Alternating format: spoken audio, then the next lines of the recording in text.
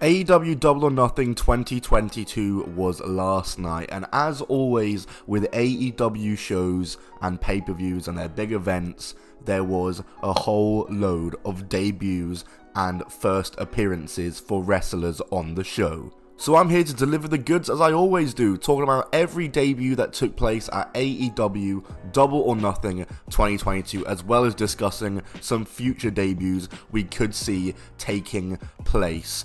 This is Tom from Top 10 Wrestling, and before we get into it, make sure to subscribe with notifications on so you never miss a video.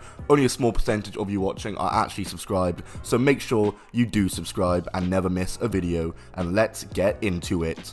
The first debut we saw on the show was none other than Stokely Hathaway, who you might remember as a man called Malcolm Bivens from NXT. He was the manager for the Diamond Mine stable, and he's debuted in AEW going back to his name he used on the indies, in fact his real name of Stokely Hathaway, and he is debuted in AEW as another faction manager, seemingly the new manager of Jade Cargill, Kiera Hogan and Red Velvet. He is the new manager of the baddies, meaning Stokely Hathaway himself is a baddie. I think this is a great signing from AEW. I think having a mouthpiece for these ladies is not a bad idea. I think Smart Mark Sterling was doing a good job with Jade, but Smart Mark Sterling already manages so many other people. You don't really need to manage Jade, and Malcolm Bivens just, I think, is the perfect mouthpiece for all of them, and he'll be great with them. And as I said, he is a baddie.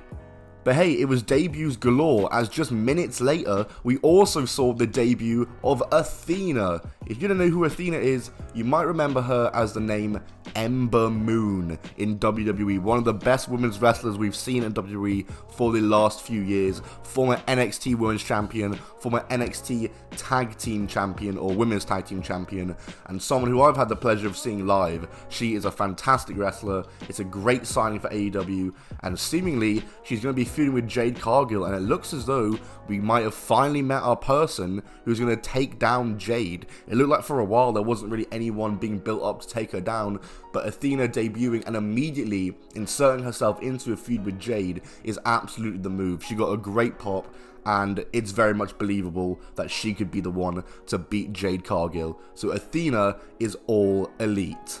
The next match didn't have a debut of a new wrestler, but rather a wrestler debuting joining a stable.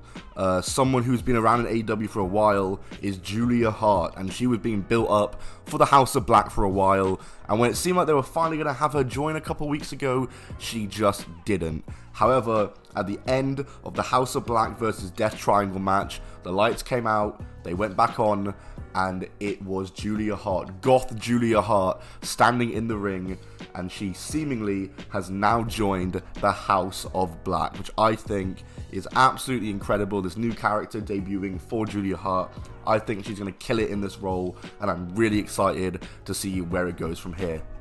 We then saw the in-ring debut and the first ever match from Paige VanZant, former MMA fighter, former bare knuckle boxer. Paige VanZant is now dipping her foot into wrestling, and she debuted in the 6-person tag. It was her and Ethan Page and Scorpio Sky against Sam Guevara, Frankie Kazarian, and Ty Conti. And this was her first ever match.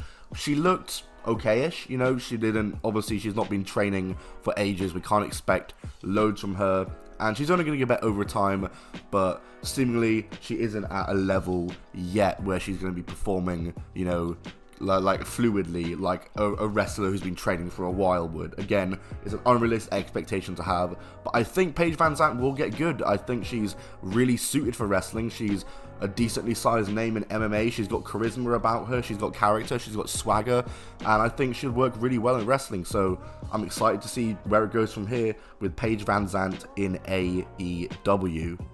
We then had another debut, this time of a CMLL star, that being Roosh, or Rush. I've never actually known how to pronounce it. I think it's Roosh. I'm just going to say Roosh for the sake of it. But he debuted being introduced as Andrade El Idolo's new business partner. So seemingly we'll get the ARFO, like the Andrade Roosh family office, if that's what they're going to do with it, if he's going to become the new lead for, or the new co-leader for the family office stable. We'll see where it goes, but I'm not too familiar with Roosh. I know he's I just know he's very good. I know he's a high flyer, and I am looking forward to seeing where it goes. I think no harm in signing him. I think he'll be a good signing, and he's a guy I'm looking forward to getting to know a little better in the ring within AEW. And now let's talk about some upcoming rumored AEW debuts we could be seeing very shortly. First of all, Goldberg was rumored for Double or Nothing tonight. That is legit. Goldberg is a free agent. I didn't realize this. He's apparently, I'm guessing, not with WWE or something anymore.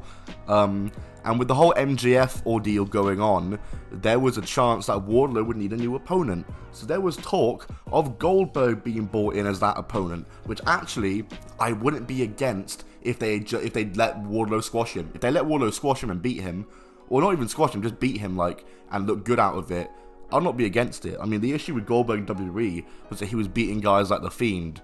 You know, he was winning titles. He was beating Kevin Owens in 25 seconds.